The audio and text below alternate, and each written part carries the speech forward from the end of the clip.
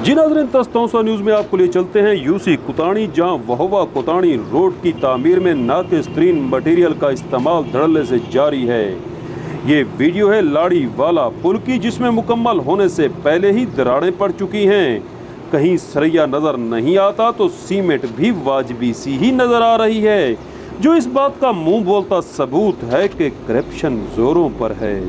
ऐसे में सवाल ये उठता है कि आखिर कौन लोग हैं ये, जो अवामी रिलीफ के ऐसे शानदार मंसूबों को सबोताज करने के लिए कोई कसर नहीं छोड़ रहे।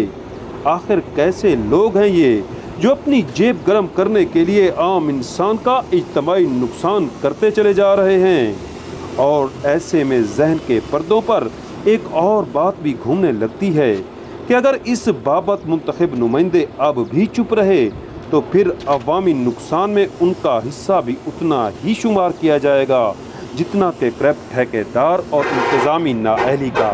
सुहेल शहजाद, तौसा न्यूज़, कुतानी, वहवा तौसा शरीफ।